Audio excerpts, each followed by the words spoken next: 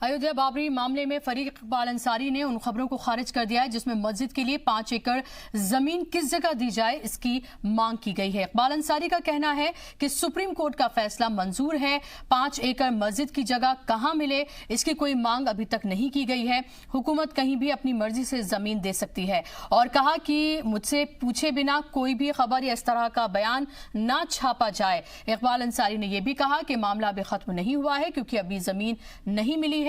ये जरूर है कि सुप्रीम कोर्ट की बात दुरुस्त है।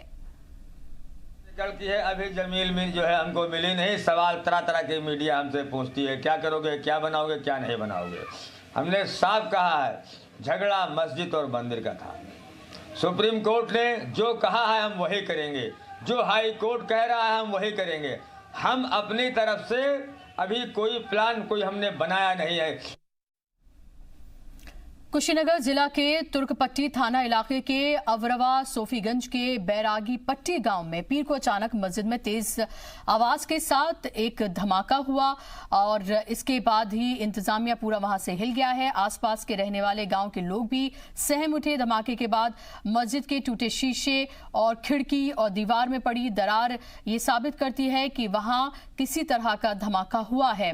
वहीं मस्जिद में कपड़े धो रहे मौलवी और एक दीगर शख्स ने तेज धमाके का शक जरूर पैदा किया है। उन्होंने कहा कि ऐसी तेज आवाज उनको आई जब वो कपड़े धो रहे थे।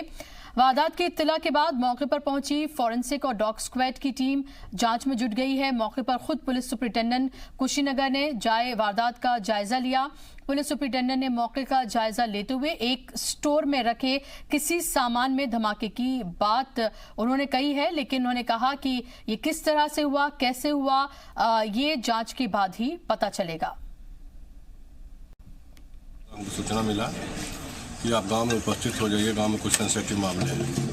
तब तक मैं भाग कर आया मौके पे, तो यहाँ के जो कमेटी है मस्जिद की, जहाँ के मौलवी है, सब लोग उपस्थित थे। एसओ महोदय उपस्थित थे। जिस रूम में आवाज़ आई थी, जिस रूम में ब्लास्ट की मामले थी, उस रूम को तुरंत वो लोग सील कराए हैं हमारे सामने। और इन लोगों के द्वारा, कमेटी के लोगों के द्वारा, मौलवी के द्वारा और एक हाई साहब के नाती हैं, उनके द्वारा यह बताया गया कि बैटरी फटने के कारण ये ब्लास्ट हुआ है। और हम कपड़े धो रहे थे, कपड़ा धोते धोते अचानक बहुत ज़ोर से आवाज़ आई और तो फौरन हम यहाँ से निकल के भाग गए। और जैसे भागे तो देखे चारों तरफ धुआं ही धुआं नजर आ रहा है। यहाँ पे मस्जिद के शीशे टूटे, दरवाजे के, खिड़की के सारे शीशे टूट चुके हैं। धमाके की सूचना थाने को मिलने पर थानाध्यक्ष तुर्कपट्टी वहाँ मौके पर पहुँचे और उन्होंने छानबीन की तो लोगों ने प्रथम दृष्टया बताया कि मस्जिद के अंदर हाल से लगा हुआ एक कमरा है, कोठरी है। उस कोठरी में जितना पुराना सामान कबाड़ का या स्टोर का सामान होता है वही रख दिया जाता है। काफ़ी तार वार भी वहाँ पड़े हुए थे। तो लोगों ने बताया कि किसी सामान में ये धमाका हुआ है। गुरु नानक देव जी के 550वें प्रकाश पर्व के मौके पर दिल्ली के वजीर आला अरविंद केजरीवाल अहले वतन को उन्होंने मुबारकबाद पेश की। केजरीवाल ने कहा कि गुरु नानक ने पूरी इंसानियत को सही रास्ता दिखाया और हमेशा गरीबों की मदद करने और सच के रास्ते पर उन्होंने चलना सिखाया। आज उनके बताए हुए रास्ते पर चलने की जरूरत है। साथ ही दिल्ली के वजीर आला केजरीवाल ने दिल्ली के सिख अकीदतमंदों को एक खुशखबरी भी दी इस मौके पर और कहा कि दिल्ली के जो भी बुजुर्ग गुरुद्वारा दरबार साहिब करतारपुर जाना चाहेंगे उनको दिल्ली सरकार मुफ्त में यात्रा कराएगी। तीर्थ यात्रा का फायदा उठाने के लिए अकीदतमंदों को दिल्ली हुकूमत की तीर्थ यात्रा विकास समिति दिल्ली वेब पोर्टल पर दरख्वास्त देनी होगी, जिसके बाद अकीदतमंदों को मुफ्त में करतारपुर का सफर कराया जा सकेगा। अपनी सहूलियत के लिए अगर बुजुर्ग अकीदतमंद अपने साथ किसी को ले जाना चाहते हैं तो वो भी ले जा सकते हैं।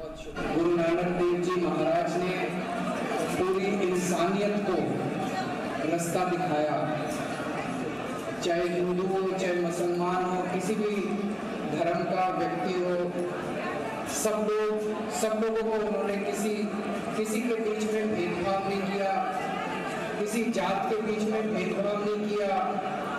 उन्होंने हमेशा सच के रास्ते पे चलना सिखाया और हमेशा गरीबों की सेवा करने का उन्होंने हम लोगों को सीख दी है।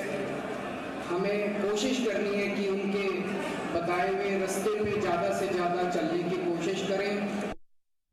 दिल्ली और एनसीआर में रहने वाले लोगों को लगातार तीसरे दिन आलूदगी से राहत नहीं मिली है। आज भी दिल्ली में AQI की जो सतह है उसमें इजाफा दर्ज किया गया है। दिल्ली के RK पुरम इलाके में AQI की सतह 447 रही, वहीं नोएडा में ये 572 और गुरुग्राम में 511 दर्ज की गई। दिल्ली में इतवार से मंगल तक ऑड इवन स्कीम भी नाफिज नहीं थी। हालांकि आज ऑड नंबर्स की वाली जो गाड़ियां हैं उनको चलाने की इजाजत है। दिल्ली सरकार के जरिए आलूदगी की रोकथाम के लिए जगह जगह पानी का छिड़काव किया जा रहा है, लेकिन पड़ोसी रियासतों में लगातार जलाई जा रही पराली की वजह से दिल्ली की हवा में सुधार नहीं हो रहा है। इसी बीच पहाड़ों में हुई बर्फबारी का असर भी अब मैदानी रियासतों में दिखना शुरू हो गया है। दिल्ली समेत पंजाब, हरियाणा, उत्तराखंड, हिमाचल के साथ ही मध्य प्रदेश में भी दर्जाए हरारत में गिरावट दर्ज की गई है। महकमा मौसमियात के मुताबिक अगले कुछ दिन में जहां ठंड बढ़ेगी तो वहीं खराब हवा की सतह में सुधार के लिए अभी कुछ वक्त इंतजार करना होगा। और इस वक्त की अहम खबर का रुख कर रहे हैं। JNU ने बढ़ी हुई फीस वापस ले ली है। बड़ी हॉस्टल फीस वापस ले ली गई है। गुज़िश्ता कई दिनों से तलबा एहतजाज कर रहे थे, गरीब तलबा को इससे मदद मिलेगी। तो हम आपको ये बता दें कि JNU ने जो बढ़ी हुई फीस है उसको वापस ले लिया है। बड़ी हॉस्टल फीस वापस ले ली गई है। गुज़िश्ता कई दिनों से तलबा इसको लेकर एहतजाज मुजाहिरा कर रहे थे और हम आपको बता दें कि HRD मिनिस्ट्री की तरफ से ट्वीट किया गया है और ट्वीट करके ये जानकारी दी गई है। हम आपको ये बता दें कि लगातार जो तलबा यूनियंस हैं, तमाम तलबा यूनियंस का साथ भी इसको मिला था और सब सड़कों पर थे। लगातार ये मांग की जा रही थी कि जो बढ़ी हुई फीस है उनको वापस लिया जाए। लगातार ये भी कहा गया कि दरअसल 40% से ज़्यादा तलबा जो हैं वो JNU में वो बेहद गरीब फैमिली से आते हैं। किसान और मजदूर के बच्चे भी यहाँ पर पढ़ते हैं। ऐसे में वो बढ़ी हुई फीस नहीं दे पाएंगे और इसको लेकर लगातार एहतजाज किया जा रहा था और आखिरकार ये अहम फैसला लिया गया है HRD मिनिस्ट्री की तरफ से और ये कह दिया गया है कि JNU में जो बढ़ी हुई फीस थी उसको वापस लिया जाएगा। जो फीस बढ़ाई गई थी, हॉस्टल फीस और कई तरह के अलग अलग कैटेगरी में जो फीस बढ़ाई गई थी उन सबको वापस लिया जाएगा। अहम फैसला HRD मिनिस्ट्री की तरफ से लिया जा रहा है और आखिरकार जो स्टूडेंट्स एहतजाज कर रहे थे, लगातार मुजाहिरा कर रहे थे अपनी मांगों को लेकर, उनको एक बड़ी कामयाबी मिली है। कई बार झड़पें भी दिखाई दी पुलिस और स्टूडेंट्स के बीच में, यहां तक कि लाठीचार्ज तक करना पड़ा पुलिस को। वाटर कैनन से पानी भी डाला गया बच्चों के ऊपर, तलबा के ऊपर और नोक-झोंक की तस्वीरें भी सामने आई। लेकिन वो तमाम चीज़ें, वो तमाम जद्दोजहद जो स्टूडेंट्स की थी वो रायगा नहीं गई और आखिरकार HRD मिनिस्ट्री ने अपने फैसले को वापस ले लिया है। JNU में जिस तरह से JNU इंतज़ामिया की तरफ से फीस बढ़ाई गई थी उस फीस को JNU ने वापस ले लिया है। तो बढ़ी हुई फीस का जो फैसला है वो JNU यूनिवर्सिटी की तरफ से वापस ले लिया गया है। जवाहरलाल नेहरू यूनिवर्सिटी की तरफ से इसको वापस ले लिया गया है। बेहद अहम ये फैसला जो लिया गया है, HRD मिनिस्ट्री ने ट्वीट करके इस बात की जानकारी दी है।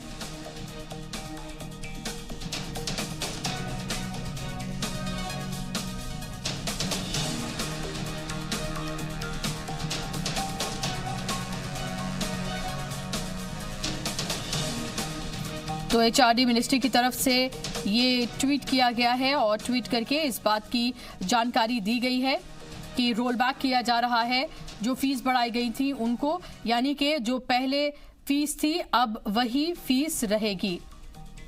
और इस पर ज्यादा जानकारी के साथ मेरे नुमाइंदे आसिफ इकबाल जुड़ गए हैं। आसिफ, बड़ी कामयाबी स्टूडेंट्स के लिए जो लगातार एहतजाज और मुजाहिरा कर रहे थे। देखिए बुशरा, साफ तौर पे है कि जिस तरीके से ये प्रोटेस्ट चल रहा था वो कहीं ना कहीं से तमाम लोगों की नजरों में था और इसको लेकर सरकार भी बहुत गंभीर थी, क्योंकि देखिए जिस तरीके से लगातार अपनी बातों को रख रहे थे वो लोग और बार बार एग्जाम्पल भी दे रहे थे कि हम लोग गरीब घर से आते हैं, पढ़ाई करने आते हैं और अगर इतनी फीस बढ़ जाएगी तो हम कैसे देंगे। और फीस जो बढ़ा था उसका पैमाना भी बहुत डिफरेंट था। आप समझिए जहाँ पे 60 रुपए की जगह थी वहां पे 600 रुपए लगा दिया गया। एक ही बार इतने मार्जिन की चीजें जब नजर आ रही थी तो वो भी कहीं ना कहीं सरकार की भी वजियत हो रही थी कि आखिर इस तरीके से कैसे हो गया। उसको आज बजाते एचआरडी मिनिस्ट्री की तरफ से ट्वीट करके बजाते जानकारी दी गई है। और आज सुब्रमण्यम का ये ट्वीट है, बल्कि executive committee announce major roll back in the hostel fee and other expenditure, also proposed the scheme economic assistance of the EWS students time to get back to classes। मतलब साफ तौर पे आर सुब्रमण्यम उन्होंने जो education secretary हैं government of India HRD minister के, उन्होंने बाकायदे tweet करके इस बात की जानकारी दी। और ये कहीं ना कहीं से आपने यहाँ पर तलबा को सुना जो लगातार एहतजाज मुजाहिरा कर रहे थे। उन्होंने कहा कि जेएनयू की जीत है, जेएनयू के तलबा की जीत है, उन तलबा की जीत है जो दूर दराज इलाके से आते हैं, बेहद गरीब फैमिलीज से आते हैं और यहाँ पर तमाम जो उन्हें सब्सिडी दी जाती है, जो फीस यहाँ पर बेहद कम है, जिसकी वजह से वो पढ़ पाते हैं।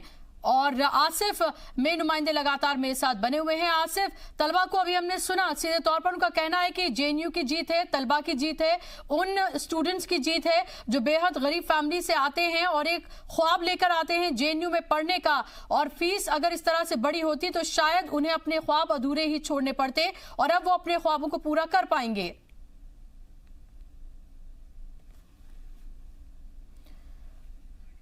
तो चलिए आसिफ से हम बात करने की कोशिश करेंगे, लेकिन फिलहाल हम आपको बता दें कि यहाँ पर जेएनयू तलबा में खुशी की लहर है। हालांकि अभी भी उनका ये कहना है कि जो जेएनयू इंतजामिया है वो आकर बात करे। हालांकि एचआरडी मिनिस्ट्री की तरफ से ये साफ कर दिया गया है, लगातार नारेबाजी की गई, एहतजाज किया गया, मुजाहरे किए गए, कई दिन से लगातार ये तमाम चीज़ें जारी थी और आखिरकार तलबा को कामयाबी मिली है, जिस तरह से लगातार वो सड़कों पर रहे।